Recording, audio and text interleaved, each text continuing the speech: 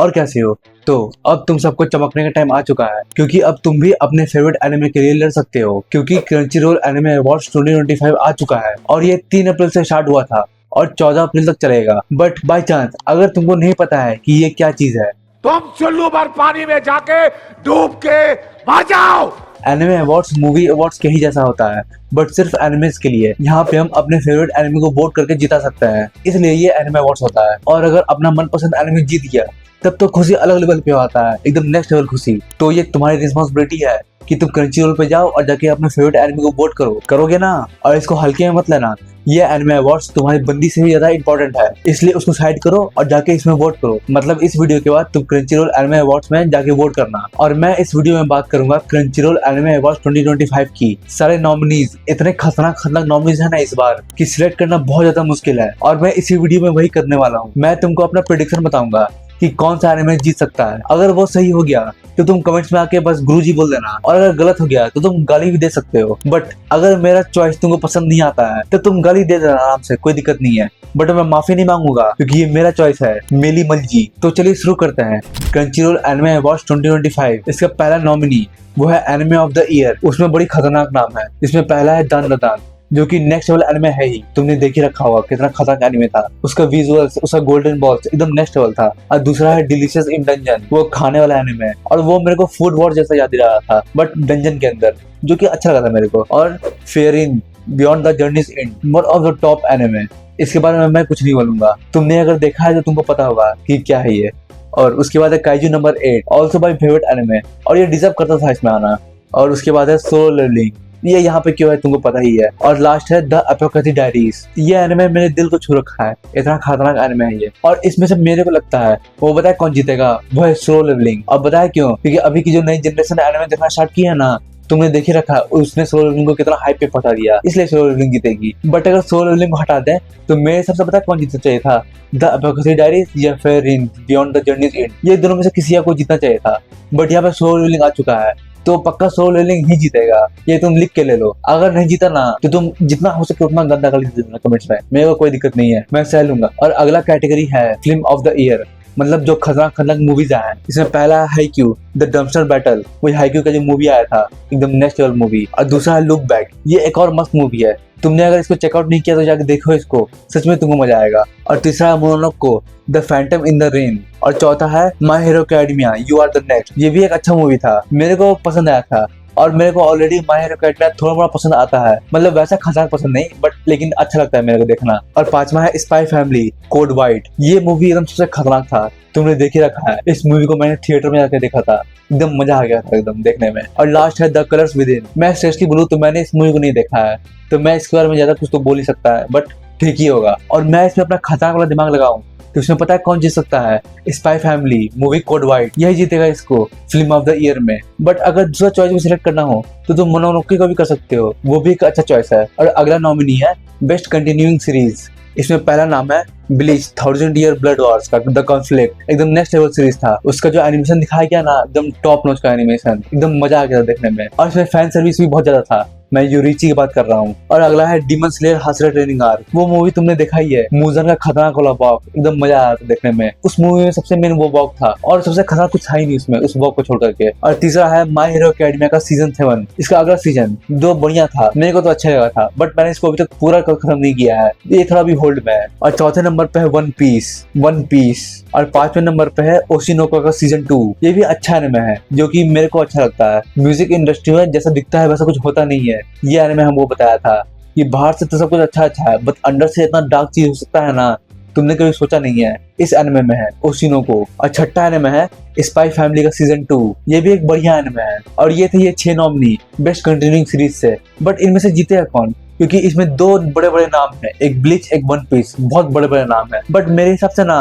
One piece जीतेगा, और मेरे से कोई सवाल मत करो, बस मैंने बोल दिया वन पीस जीतेगा तो मतलब वन पीस जीतेगा, नो क्वेश्चन आस्क। और अगला कैटेगरी है बेस्ट न्यू सीरीज, मतलब एकदम फ्रेश एनिमे जिसको देखने में एकदम मजा आ जाए। इसमें पहला नाम है दन दन, दूसरा है डिलीशियस इन डंजन, और तीसरा है फेयरिन बियॉन्ड जर्नीज एंड, और चौथा है काइजू नंबर 8, पांचवा है सोलो लेवलिंग, और छठा है द अपोकैलिप्टिक डायरीज। ये जो पहला वाला कैटेगरी था उससे एकदम सेम है, और इसका आंसर भी एकदम सेम गेम है। मतलब इसमें भी जो विनर रहेगा ना वो सोलो लेवलिंग ही होगा, क्योंकि सोलो लेवलिंग का हाइप ही इतना खतरनाक हो गया है ना, बाकी सब उससे कम्पीट ही नहीं कर पा रहा है। उसने एक लेवल पे वन पीस तक को पीछे कर दिया है। समझो कितना हाइप होगा उसका। मतलब बिग 3 को छोड़ के बाकी जितने भी एनिमे है ना वो अभी सोलो लेवलिंग के आसपास तक नहीं है। इतना खतरनाक सोलो लेवलिंग कर रखा है। इस कैटेगरी को पक्का ही जीतेगा सोलो लेवलिंग। और अगला कैटेगरी है बेस्ट ओरिजिनल एनिमे, मतलब जिनका कोई मांगा नहीं आया है, मतलब क्रिएटर ने सीधा सोचा एनिमे बना दिया। इसमें पहला है बुच्चीगिरी, और दूसरा है गर्ल्स बैंड क्राई, और तीसरा है jellyfish can't swim in the night, और चौथा है मेटालिक रूम, और पांचवा है निंजा कामुई, और छठा है train to the end of the world. इसमें मैं अगर सीरियसली बोलूं ना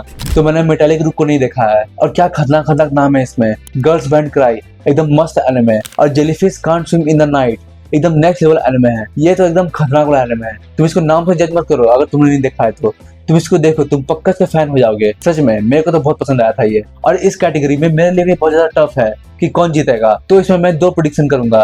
पहला इसमें हो सकता है jellyfish can't swim in the night, ये हो सकता है कि जीते, बट अगर ये नहीं जीतता है तो दूसरा हो सकता है train to the end of the world. ये भी एक खतरनाक एनिमे है। इसका जो एनिमेशन दिखाया गया है ना, इसमें जो क्रिएचर्स दिखाया गया है एकदम नेक्स्ट लेवल क्रिएचर्स हैं। इस क्रिएचर्स को तुम देखोगे ना तो तुमको कहीं ना कहीं दांत दर्दन का वाइब आएगा। तो अगर वो नहीं जीता ना तो ये पक्का जीत सकता है, मेरे को तो यही लगता है। और अगला कैटेगरी है बेस्ट एनिमेशन का, मतलब जिसका एनिमेशन एकदम गांड फाड़ एनिमेशन। उसमें पहला नाम है दान दान का। तुमने देखे रखा है उसका एनिमेशन कितना खतरनाक था, खासकर गोल्डन बॉल से रिलेटेड जितना भी एनिमेशन था। और दूसरा है डिलीशियस इन डंजन, ये भी एनिमेशन कंसीडर कर सकते हैं क्योंकि इसका एनिमेशन भी अच्छा था। और तीसरा है डीमन स्लेयर हसरा ट्रेनिंग आर्क। इसका एनिमेशन तुम जानते ही हो कि डीमन स्लेयर पूरा एनिमे ही एनिमेशन से चल रहा है। इसका स्टोरी तो बेसिक है बट एनिमेशन इतना नेक्स्ट लेवल बनाया हुआ है ना कि पूरा एनिमे ही एनिमेशन से चल रहा है, और वो भी बहुत खतरनाक तरीके से चल रहा है। और चौथे नंबर पे है fear in beyond journey's and, और पांचवा है काइजू नंबर 8, और छठा है सोलो लेवलिंग। इस कैटेगरी में मैं 2 चीज पे कंफ्यूज हूँ, 2 नाम पे। पहला तो वही डीमन स्लेयर का, और दूसरा सोलो लेवलिंग में, क्योंकि दोनों के फैंस एकदम नेक्स्ट लेवल हैं, डीमन स्लेयर के भी और सोलो लेवलिंग के भी। और कोइंसिडेंटली दोनों के फैंस बच्चे हैं, मतलब छोटे छोटे बच्चे हैं जो भी एनिमे देखना स्टार्ट किए हैं। तो कौन जीत सकता है, ये बहुत ज्यादा मुश्किल है चूज करना। बट मैं अगर अपना पॉइंट ऑफ व्यू दूं तो अभी सोलो लेवलिंग बहुत ज्यादा हाइप में चल रहा था, मतलब एकदम पीक पे चल रहा था, नेक्स्ट लेवल पीक पे। तो हो सकता है कि अभी अभी सोलो लेवलिंग खत्म हुआ है तो लोगों के माइंड में अभी भी वो चीज है, तो लोग सोलो लेवलिंग को चूज करें। तो यही होगा इस कैटेगरी का विनर, सोलो लेवलिंग। और अगला कैटेगरी है बेस्ट कैरेक्टर डिजाइन, मतलब जिसका डिजाइन एकदम नेक्स्ट लेवल था। इसमें पहला नंबर है दान दान। तुमको पता चली गया होगा कि हमेशा दान दान पहले नंबर पे क्यों आता है, क्योंकि इसका कैरेक्टर डिजाइन तुमने देखी ही होगा कितना नेक्स्ट लेवल कैरेक्टर डिजाइन है। उसका एलियंस को, उसके घोस्ट को, यहाँ तक कि मोमो जिस तरह से चलती है उसका कैरेक्टर डिजाइन एकदम नेक्स्ट लेवल बनाया गया है। और दूसरा है डिलीशियस इन डंजन, और तीसरा है डीमन स्लेयर हसरा ट्रेनिंग आर्क। इसका भी कैरेक्टर डिजाइन अच्छा था, खासकर मुजन का और मित्सुरी, इन दोनों का कैरेक्टर डिजाइन मेरे को हमेशा पसंद आता है। खासकर मित्सुरी का कैरेक्टर डिजाइन वो तो मेरी फेवरेट है। उसका कैरेक्टर डिजाइन मेरे को क्या तुमको भी पसंद आता होगा, है कि नहीं? अगर कमेंट्स में तुमने झूठ बोला तो तुम्हारे एच एनिमे का वेबसाइट ब्लॉक हो जाएगा। और चौथा है फेरिंस बियॉन्ड द जर्नीज एंड, और पांचवा है काइजू नंबर 8, और छठा है द एपोकैलिप्टिक डायरीज। ये थे 6 एनिमे इस कैटेगरी के द बेस्ट कैरेक्टर डिजाइन। और मेरे को पता क्या लगता है, इसमें या तो दान दान या फिर द एपोकैलिप्टिक डायरीज, ये दोनों में से कोई एक जीत सकता है, क्योंकि दान दान का कैरेक्टर तुम देखी होगे कि कितना खतरनाक है। और एपोकैलिप्टिक डायरीज की बात करें तो पता नहीं क्यों वो एनिमे मेरे को बहुत ज्यादा ही पसंद आ गया है, कुछ ज्यादा ही। उसका जो आर्ट था एकदम इतने ब्यूटीफुल तरीके से दिखाया गया है ना, मतलब इसमें मैं वर्ड ब्यूटीफुल यूज कर रहा हूँ, तो समझ लो किस तरह का होगा। और बाकी दान दान तो बोले तो वो तो नेक्स्ट लेवल चीज है, उसका कोई मुकाबला है ही नहीं। तो मेरे हिसाब से यही 2 एनिमे है, इन दोनों में से कोई एक जीत सकता है ये कैटेगरी बेस्ट कैरेक्टर डिजाइन। और अगला कैटेगरी है बेस्ट डायरेक्टर का, मतलब डायरेक्टर ने ऐसा काम कर दिया ना कि उस एनिमे को देखकर हमारी आंखें चौंधिया गई, ऐसा खतरनाक काम देख लिया हमने। तो उसमें पहला नाम है फुगु यामुशिरो दान से, और दूसरा है हारुओ सातोजाकी डीमन स्लेयर से, और तीसरा है Kaichiro Saito Frieren beyond journey's end से, और चौथा है मेगुमी इशितामी। वन पीस का जो फैन लेटर वाला एपिसोड आया था ना, वो एक एपिसोड का जिसमें एक लड़की नामी को फैन लेटर लिखती है बट उसको दे नहीं पाती है, उनके डायरेक्टर ही है। बट क्या एपिसोड था वो, एकदम देखने में मजा आ गया था। वो एक ही एपिसोड का था बट उसमें हर चीज डाला हुआ था, हर एक डिटेल, लोगों का इमोशन, डायरेक्टर ने एकदम खतरनाक काम किया है। और 5वें नंबर पे है नोर्थरो नागानुमा द एपोकैलिप्टिक डायरीज का डायरेक्टर, और 6ठे नंबर पे है योइशिरो मियाजिमी डिलीशियस इन डंजन के डायरेक्टर। मैं अगर किसी का भी नाम गलत लिया हूँ या प्रोनाउंसिएशन में दिक्कत हो रहा है ना तो मेरे को माफ कर देना, वो थोड़ा मोड़ा हो जा रहा है पढ़ने में दिक्कत। बट ये 6 डायरेक्टर हैं जिनको नॉमिनेट किया गया है इस बेस्ट डायरेक्टर के कैटेगरी में। और मेरे हिसाब से इसमें जो वन पीस का फैन लेटर है ना मेगुमी इशितामी, वो जीत सकती है इस कैटेगरी को, क्योंकि भाई नेक्स्ट लेवल एपिसोड था। और अगला कैटेगरी है बेस्ट बैकग्राउंड आर्ट, मतलब जिसका बैकग्राउंड का जो आर्ट था ना, जिसको तुम नोटिस भी नहीं करते हो, उसको एकदम नेक्स्ट लेवल पे बनाया गया है। जैसा गिबली स्टूडियोज बनाता है ना, तो ऐसा नेक्स्ट लेवल। एआई वाला नहीं बोल रहा हूँ, जो स्टूडियोज बनाता है वो वाला बोल रहा हूँ। तो पहला नाम है दान दान, और ये क्यों है तुमको पता ही है, उसका आर्ट कितना खतरनाक था, एकदम नेक्स्ट लेवल आर्ट। और दूसरा है डिलीशियस इन डंजन, और तीसरा है डीमन स्लेयर हासरा ट्रेनिंग आर्क। उसका आर्ट भी तुम जानते ही हो कि कितना खतरनाक है, उसका एनिमेशन तो खतरनाक है ही, और उसका बैकग्राउंड में भी जिस तरह से बनाया गया है ना, एकदम नेक्स्ट लेवल काम कर रखा है एनिमेटर ने, बैकग्राउंड आर्टिस्ट ने। और चौथा नंबर पे है फ्योरिन बियॉन्ड जर्नीज एंड, और पांचवें नंबर पे है प्लूटो। इतनी देर बाद कुछ नया एनिमे का नाम सुनने मिला है, प्लूटो। एकदम नेक्स्ट लेवल एनिमे है, तुमने देख ही रखा है। अगर तुमने बाय चांस नहीं देखा है तो तुम क्या कर रहे हो, जाके देखो इस एनिमे को, प्लूटो। एकदम खतरनाक एनिमे है, तुम देखो तुमको मजा आ जाएगा ये एनिमे प्लूटो। और छठवें नंबर पे है द एपोक्रेसी डायरीज। ये पता नहीं क्यों लग रहा है धीरे धीरे जो है ना लेवल बढ़ते आ रहा है, क्योंकि ये कैटेगरी सच में मेरे लिए बहुत ज्यादा मुश्किल हो रहा है, क्योंकि एक तो इसमें से मैंने सारे देख रखे हैं और सारे के सारे एक से एक एनिमे है। बट मैं अगर अपना फाइनल डिसीजन दूं तो सबसे पहले तो प्लूटो है, वो जीत सकता है, प्लूटो एनिमे। और दूसरा एनिमे दान जीत सकता है। बट मैं इसमें तीसरा भी ऐड करना चाहूंगा, क्योंकि मेरे को इसमें बहुत ज्यादा ही डाउट है, तो इसमें मैं तीसरा डीमन स्लेयर को ऐड करूंगा, डीमन स्लेयर हासरा ट्रेनिंग आर्क। ये तीन में से कोई एक जीत सकता है, बट इन तीनों के अलावा कोई जीत जाता है तो लालच है मेरे पे। 3 सिलेक्ट करने के बाद भी कोई नहीं जीता, इतना खराब सीजन कौन करता है। बट अगर इन तीनों में से सिलेक्ट हो गया तो मजा आ जाएगा एकदम, मतलब एकदम सेटिस्फैक्शन लेवल एकदम चरम सीमा पे होगा मेरा, अगर इन तीनों से कोई एक सेट हो गया तो। और अगला कैटेगरी है बेस्ट रोमांस कैटेगरी। तुमको तो इसमें इंटरेस्ट भी नहीं होगा, क्योंकि तुम तो एक्शन देखने वाले हो, रोमांस कहाँ देखोगे। बट मेरे को रोमांस थोड़ा पसंद आता है, कभी कभी ऐसे ही मैं देख लेता हूँ, मेरे को कभी कभी मजा आता है देखने में रोमांस एनिमे। तो इसमें पहला नॉमिनी है अ साइन ऑफ अफेक्शन। ये ऐसा एनिमे है जो शोनन नहीं है, ये सोजो एनिमे है। मतलब इसमें मेन कैरेक्टर एक लड़की है, तुमको लड़की के पर्सपेक्टिव से दिखाया जाता है। बट ये एनिमे उतना बोरिंग नहीं है, क्योंकि बहुत लोगों को सोजो एनिमे पसंद नहीं आता है, मेरे को इतना कुछ खास लगता नहीं है। बट ये स्पेसिफिक एनिमे मेरे को पसंद आया था, अ साइन ऑफ अफेक्शन। और दूसरा नॉमिनी है ब्लू बॉक्स। ये भी एक अच्छा एनिमे है, तुम देख सकते हो, स्पोर्ट्स एनिमे विद रोमांस। और तीसरा एनिमे है मार्किंस टू मेनी लूजिंग हीरोइंस। ये भी एक अच्छा एनिमे है, रोमांस एनिमे, तुम इसको भी ट्राई कर सकते हो अगर तुमको देखना है तो।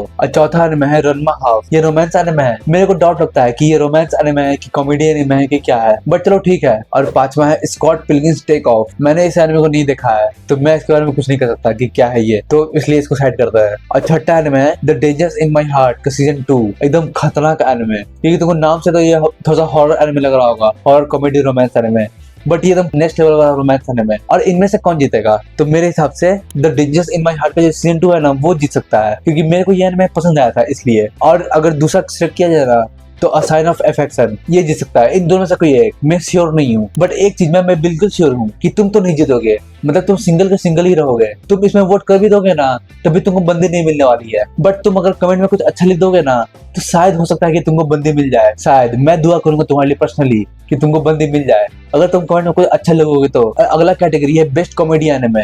ये तो सबका फेवरेट है, तुम तो इसके लिए इंतजार कर रहे थे कि कोई कॉमेडी देखने मिल जाए। और इसमें पहला एनिमे है डिलीशियस इन डंजन, और दूसरा एनिमे है Konosuba God blessing on this wonderful land का सीजन 3। कोनोसुबा है इसमें, तो समझ लो कॉमेडी किस लेवल का होने वाला है। और तीसरा एनिमे है Mashle magic and muscle the divine visionary candidate exam arc. Mashle भी है इसमें, इसको मैं कॉमेडी में कंसीडर कर सकता हूँ। और चौथा एनिमे है माय डियर फ्रेंड निकोतान। ये एकदम नेक्स्ट लेवल का एनिमे है, ऐसा फील होता है ना कि कॉमेडी के गॉड ने खुद इस एनिमे को बनाया है। मतलब इतना खतरनाक कॉमेडी है ना कि तुमको शक हो जाएगा कि इस एनिमे में कॉमेडी है कि कॉमेडी में एनिमे है, एकदम नेक्स्ट लेवल की चीज है ये। और पांचवा है रनमा हाफ, और छठा है स्पाई फैमिली का सीजन 2। ये एकदम खतरनाक एनिमे है कॉमेडी कैटेगरी में। बट इनमें से जीतेगा कौन, तुम्हारे हिसाब से कौन जीतेगा, तुम कमेंट से बताना। बट अगर मैं अपना बात करूं तो इसमें दो नाम मेरे दिमाग में आता है। पहला तो माय डियर फ्रेंड निकोतान, ये जीत सकता है क्योंकि कॉमेडी गॉड है, एकदम नेक्स्ट लेवल कॉमेडी है इसमें। और दूसरा है कोनोसुबा, ये एकदम नेक्स्ट लेवल चीज है, क्योंकि तुमने अगर इसको देखा होगा ना तो तुमको पता होगा। और मैं कोनोसुबा को पहले नंबर पर रखना चाहता हूँ,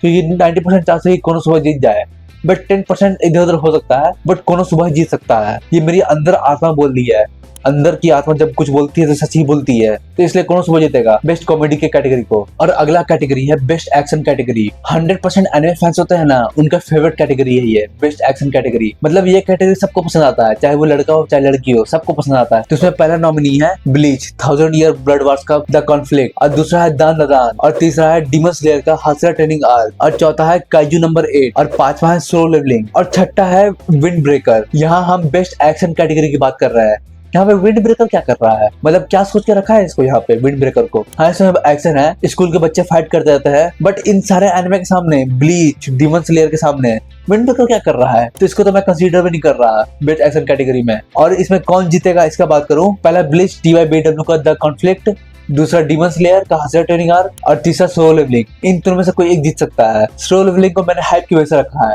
अगर हाइप को मैं हटा दूं तो 2 एनिमेस ही बचेगा, सोलो लिंक हट जाएगा फिर। बट मेरा पता है कौन सा मन है कि ब्लीच जीत जाए, इन दोनों को हटाओ, ब्लीच जीत जाए, क्योंकि इसका एक्शन तुमने देख ही रखा है, अभी लेटेस्ट आया था। क्या एक्शन था वो, एकदम नेक्स्ट लेवल का एक्शन था। जिस तरह से उस सबने भाग का यूज किया था ना अपना, एकदम क्या खतरनाक नाम था, तुमसे सोचा ना जाए ऐसा नाम, इतना लंबा नाम, और क्या बांका था उन सबका, एकदम नेक्स्ट लेवल बांका, एकदम दिमाग खराब कर दे वैसा एक्शन था इसका। इसलिए मैं चाहता हूँ कि ब्लीच जीते, बट अगर डीमन स्लेयर जीत गया ना तो मैं खुश हो जाऊंगा थोड़ा सा, मतलब मुंह पे स्माइल तो रहेगा कम से कम। और अगला कैटेगरी है बेस्ट इसेकाई एनिमे। पहले इसेकाई एनिमे बहुत ज्यादा क्रिएटिव आता था, एकदम नेक्स्ट लेवल चीज, बट अब तो इतने रिपीटेटिव इसेकाई एनिमे आने लगे हैं ना कि उससे मेरा सच में दिमाग खराब हो गया। तो चलो इसमें देखते हैं कि इसका नाम कितना खतरनाक होगा।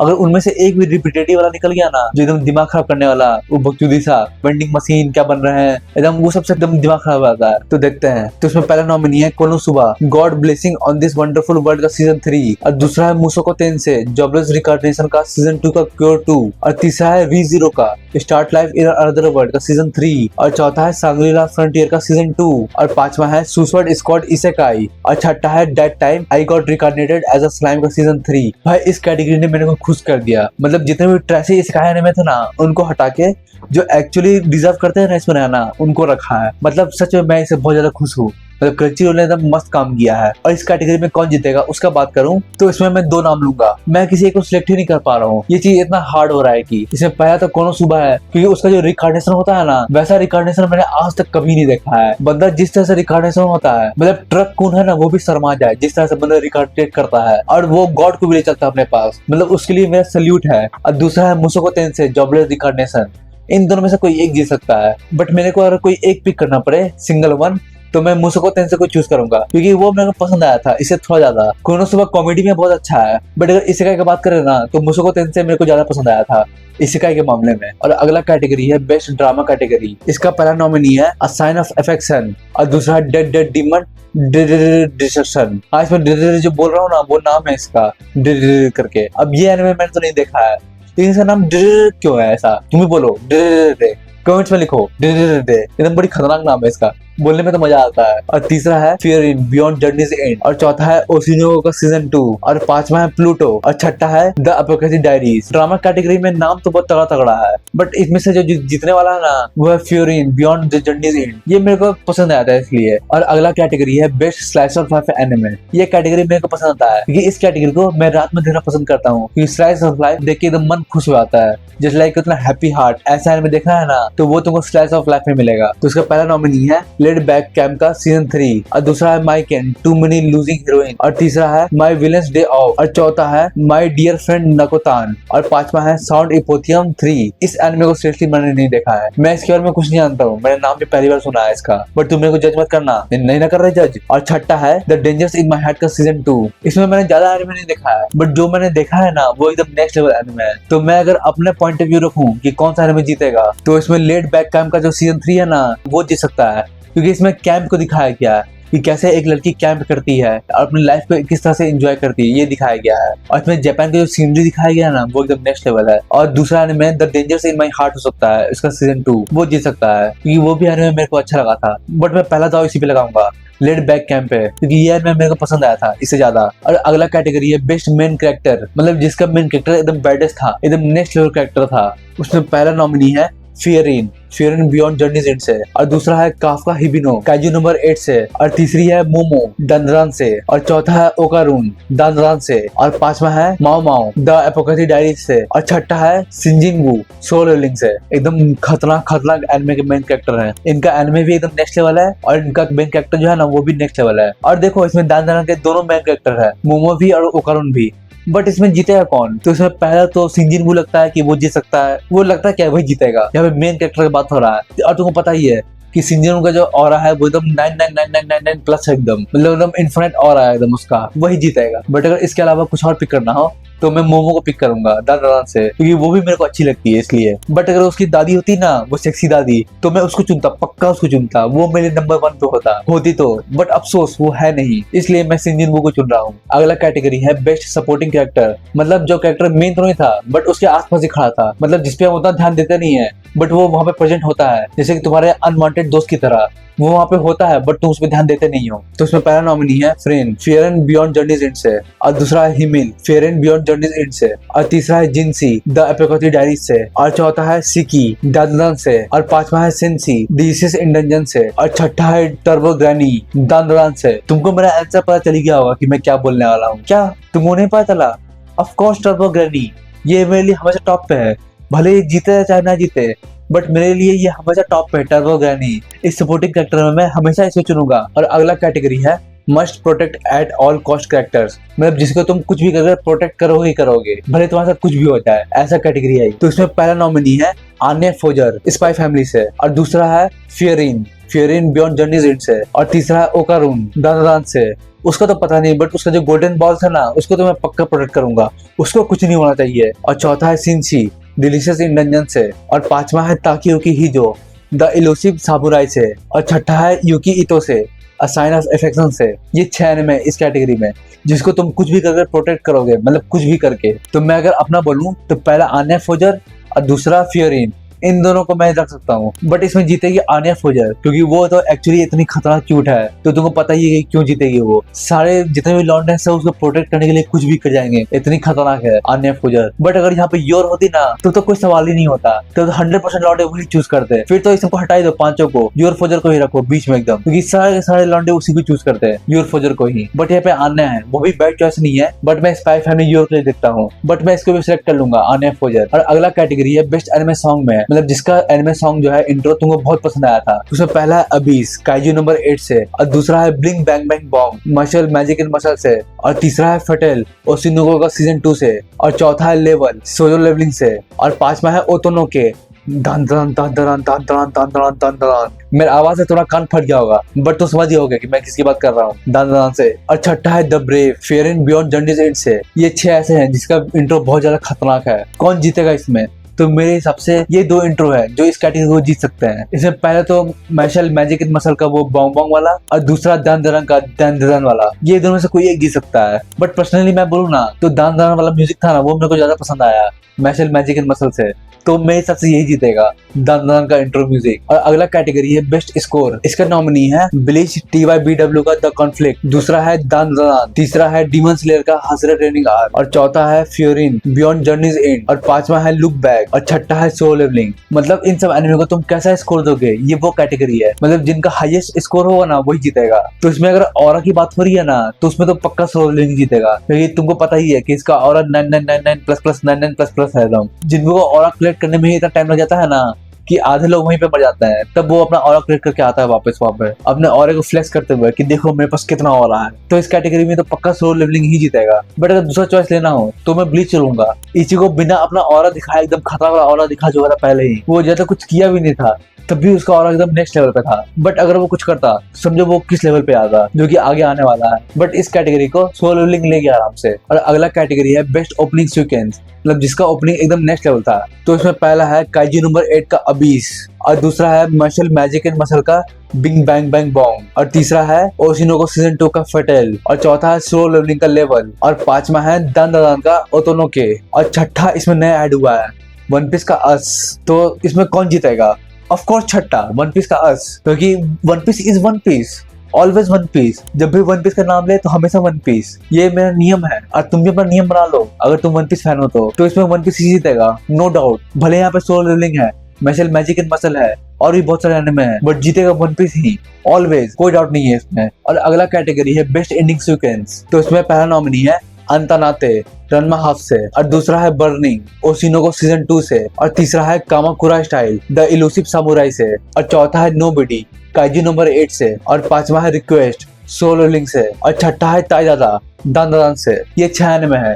इनमें से किसका एंडिंग सीक्वेंस एकदम खतरनाक था? कौन सा ये कैटेगरी जीतेगा? पहला सोलो लेवलिंग का रिक्वेस्ट, और दूसरा दान दान का ताइदादा। हाँ यही नाम है इसका, ताइदादा। ये दोनों को रखना चाहूंगा क्योंकि ये दोनों का एंडिंग मेरे को पसंद आया था। तुमको तो पता होगा नहीं क्योंकि तुम तो एंडिंग स्किप कर देते हो, बट मैं कुछ का एंडिंग देख लेता हूँ, और मेरे को ये 2 एंडिंग ज्यादा पसंद आए थे, तो इसलिए इन दोनों में से कोई एक जीत सकता है। बट अगर मैं फाइनल में बोलूं तो सोलो लेवलिंग जीत सकता है, उसका जो रिक्वेस्ट था ना वो जीत सकता है इस कैटेगरी को। और अगला कैटेगरी है best voice artist performance Japanese में। इसमें इन सब कैटेगरी को हटाओ, जो एच एनिमे के जो वॉइस एक्टर्स होते हैं ना उनको यहाँ रखो, क्योंकि वो जो आवाज देते हैं ना एच एनिमे के वॉइस एक्टर्स, उनका जैसा लेवल है ना वो कोई अचीव कर ही नहीं सकता है, क्योंकि तुमने देख ही रखा होगा, देखिए क्या रखा होगा, तुम देखते ही होगे, ये मैं कंफर्म बोल सकता हूँ। उनका जो वॉइस एक्टिंग होता है ना वो एकदम नेक्स्ट लेवल पे होता है। बट इसमें वो सब कैटेगरी होगा नहीं ना, होता तो मजा आता, बट फिर भी चलो देखते हैं। इसमें पहला नॉमिनी है आयुकी द अबेकती डायरीज से, और इसमें दूसरा है आत्सुमी तानेजाकी फेयर इन बियॉन्ड जर्नीज इन से, और इसमें तीसरा है केंची शिजुमुरा ब्रेव बैंक ब्रेवेन से। बड़ी खतरनाक नाम है इसका। वैसे मैंने इस एनिमे को नहीं देखा है तो मैं इसके बारे में कुछ कह ही नहीं सकता। और अगला है शिन वादायोमा मोमो का कैरेक्टर दान से, और पांचवा है सायाका सिम्बोनगी ये ग्लिसिस इंडंजन से, और छठा है नात्सुकी हाने ओकारुन का कैरेक्टर दान से। ये 6 वॉइस एक्टर्स हैं जिन्होंने कैरेक्टर्स को अपना वॉइस दिया है और एकदम खतरनाक तरीके से वॉइस दिया है। तो मैं अगर अपना बोलूं तो मैं इसमें 2 लोगों को चुनूंगा। पहले तो शिन वाकायोमा जो मोमो का कैरेक्टर है दान से, और दूसरा आओ यूकी जो मामा का कैरेक्टर है द अबेकती डायरीज से। ये दोनों में से कोई एक जीत सकती है, और मैं इसमें फाइनल नहीं बता पा रहा हूँ क्योंकि ये बहुत ज्यादा कंफ्यूजिंग है। मेरे को ये दोनों कैरेक्टर में बहुत ज्यादा कंफ्यूजन हो रहा है, इसलिए मैं इन दोनों को फाइनल में ले जा रहा हूँ। इन दोनों में से कोई एक जीतेगा, लेकिन पता नहीं कौन जीतेगा क्योंकि मैं कुछ ज्यादा ही कंफ्यूज हूँ इन दोनों में। बट चलो ठीक है। और अगला और लास्ट कैटेगरी है best voice artist performance English में, मतलब इंग्लिश ने जिसने आवाज दिया है। तुमने एनिमे का इंग्लिश डब देखा है? सारा एनिमे का तो नहीं देख रखा होगा, भले कुछ कुछ का देख रखा होगा, बट चलो देखते हैं कि तुमने कितना देखा है। तो इसमें पहला नॉमिनी है एजे बैकलीज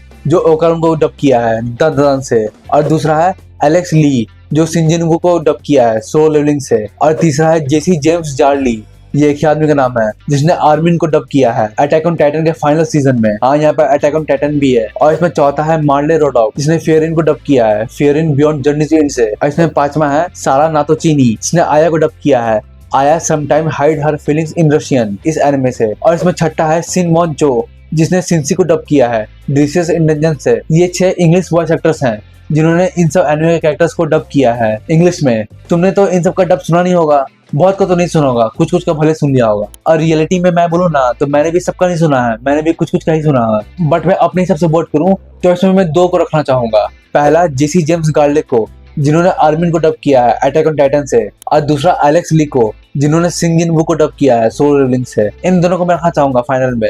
इन दोनों में से कोई एक ये कैटेगरी जीतेगा, बट जो फाइनल वर्डिंग होता है ना वो मैं इसमें नहीं दूंगा क्योंकि इसमें मैं भी थोड़ा कंफ्यूज हूँ इसलिए। बट मैं इन दोनों को फाइनल सेट कर रहा हूँ, जो फाइनल रिजल्ट आएगा ना तो इन दोनों में से कोई एक जीतेगा इस कैटेगरी को, इंग्लिश वाले डबिंग को। इसी के साथ जितने भी कैटेगरीज थे जो क्रंचीरोल के एनिमे अवार्ड्स 2025 में आने वाले थे वो सारे खत्म हो चुके हैं। मैंने तुमको अपना सारा प्रेडिक्शन बताया कि कौन कौन से एनिमे जीत सकते हैं, मेरा पॉइंट ऑफ व्यू क्या है, मैं किसको ऊपर रखना चाहूंगा किसको नीचे, ये मैंने तुमको बताया। बट जो फाइनल रिजल्ट आएगा उसको देखेंगे, उसमें एकदम मजा आएगा देखने में। और अगर तुमने अभी तक वोट नहीं किया है तो बैठे क्यों, जाके वोट करो इसको। इस वीडियो का खत्म होते ही तुम जाके वोट करना भूलना मत। और इसका रिजल्ट 25 मई 2025 को आने वाला है, तो उसके लिए तैयार रहना। और तुम कौन कौन सा कैटेगरी में किस किस को चुनोगे तुम कमेंट्स बताना, और मेरे कौन कौन सा सिलेक्शन तुमको पसंद आए कि नहीं आए। उनमें से अगर तुमको कोई भी अच्छा नहीं लगा, तुमको गाली देने का मन है कि चूतिया ये क्या बता रहा है, ये हो ही नहीं सकता है, ये नहीं ये जीतेगा, तो तुम कमेंट्स में दे सकते हो, खुला छूट है। बट तब तक के लिए एंजॉय क्रंचीरोल एनिमे अवार्ड्स 2025। एकदम नेक्स्ट लेवल चीज है ये,